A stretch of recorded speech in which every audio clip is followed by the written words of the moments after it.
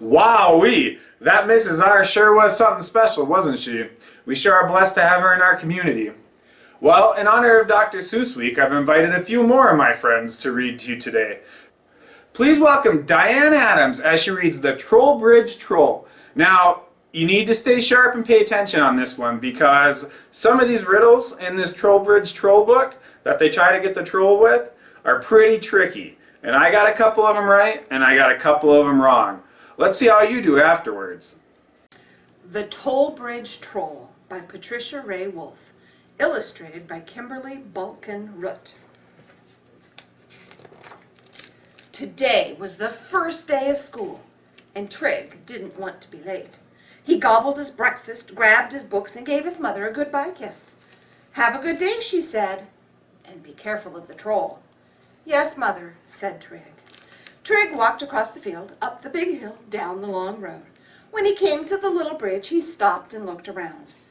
Just as Trig stepped onto the rickety wooden bridge, a terrible, ugly troll jumped up from beneath it. "This is my bridge," the troll snarled. "But I have to cross the bridge to go to school," Trig said. "Why?" the troll asked. "So I can get smart." "That's not a good reason," the troll said. "I have to go to school because my mother said so," Trig said. "Oh," said the troll, "that's a good reason." Trig started across the bridge. "Wait," the troll said, jumping in front of Trig. "This is my toll bridge. You have to pay a penny to go across." Trig thought for a minute. He couldn't pay a penny every day to go to school. He would just have to trick the troll. "I have an idea," Trig said. "We'll ask a riddle. If you answer the riddle, I won't cross your bridge. But if I answer the riddle, I get to cross for free today." "Oh, goody," the troll said, jumping up and down. "I like riddles." "Here's the riddle," Trig said. "Why does a giraffe have such a long neck?" The Toll Bridge Troll hunched down into a thinking crouch. He crunched his face into a thinking frown. Think, think, think, think, think. After a long time, the troll said, "What's a giraffe?" "A giraffe is an animal with a long neck," Trig said. "Oh." The troll hunched back into his thinking crouch. Think, think, think. "I give up," the troll said finally. "Why does a giraffe have such a long neck?" "Because his head is so far away from his body," Trig said. "I win. I get to cross for free today." The Toll Bridge Troll stamped his feet. He shook his fists and made angry, awful troll noises. But he let Trig cross the bridge. "Oh, that worked well," Trig thought. "I'll need many more tricky ideas if I'm going to cross the bridge every day without paying." After school, the Toll Bridge Troll was waiting for Trig. "My mother lives under this bridge too," the troll told Trig. "She heard your riddle, and she said you tricked me.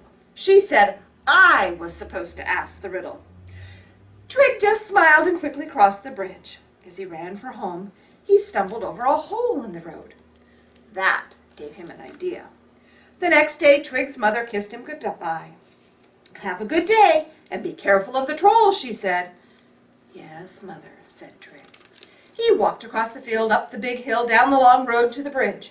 As Trig stepped onto the bridge, the troll jumped out, looking more terrible than ever. "This is my bridge," the troll snarled. "Not again," Trig thought. "But I have to cross the bridge to go to school," Trig said. "Why?" "So I can get smart." "That's not a good reason." "I have to go to school because my mother said so," Trig said. "Oh," said the troll, "that's a good reason." Trig started across the bridge. "Wait," the Toll Bridge Troll said, and again jumped in front of Trig. "This is my toll bridge. You have to pay a penny to cross." Trig pretended to look for money in his pocket. "I don't have a penny," Trig said, "but I have an idea. Let's ask another riddle. If I answer it, I cross your bridge for free." "Okay," said the troll, "but today I ask the riddle." He hunched into a thinking crouch. He crunched his face into a thinking frown. Think, think, think, think. After a long time, the troll said, "I don't know any riddles." "I know one you can use," Trig said. He whispered it in the troll's ear. Ooh, that's a good one. How much dirt can you take out of a hole 3 feet wide and 3 feet deep? The troll asked. Trig pretended to think.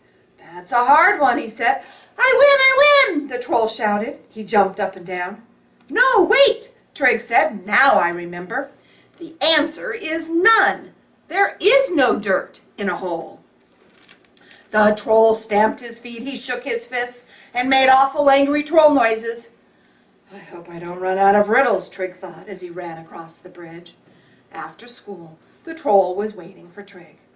My mother said you tricked me again, the troll said. She said you knew the answer when you told me the riddle to use. Could be, Trig said, quickly crossing the bridge. As he ran for home, he spied 2 coins lying in the dirt on the road ahead. That gave him another idea. The next day, Trig's mother kissed him goodbye, told him to have a good day, and warned him to watch out for the troll. Yes, mother, Trig said. Trig could see the troll waiting for him, looking more ugly than ever. This is my bridge, the troll snarled. Trig took a deep breath. But I have to cross the bridge to go to school to get smart because my mother said so, he said. Oh, that's right. Now I remember. Trig started across the bridge. Wait, the troll said, this is my toll bridge. You have to pay a penny to go across. Trig sighed. I have another idea. No more riddles, the troll said. My mother's mad at me because of your riddles. No riddles, Trig said. He reached into his pocket. I have 6 cents, he told the toll bridge troll. If you can guess what kinds of coins they are, I'll give them all to you. I'll even tell you how many coins I have to make the 6 cents. Oh, it's a deal. My mother's going to be proud of me this time, the troll said. I'm good at money. I have 2 coins, Trig said, and one of them isn't a nickel. You have 6 cents with only 2 coins, and one of them isn't a nickel, the troll repeated. Right. The toll bridge troll hunched into his thinking crouch. He crunched his face into his thinking frown. Think, think, think, think.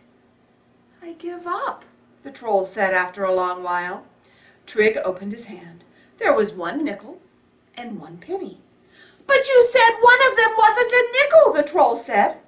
Right, said Trig. He picked up the penny and held it up. This one isn't a nickel. Trig ran across the bridge. After school, the troll was waiting for Trig. My mother said you tricked me again, the troll said. Trig just smiled. You know what else my mother said? What? Asked Trig. She said tomorrow I have to go to school with you so I can get smart. Walk to school each day with a terrible, ugly troll?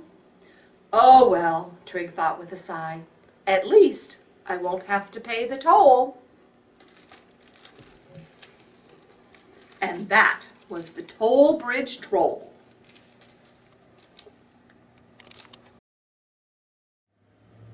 Well, how many of the riddles did you get right? Probably more than I did.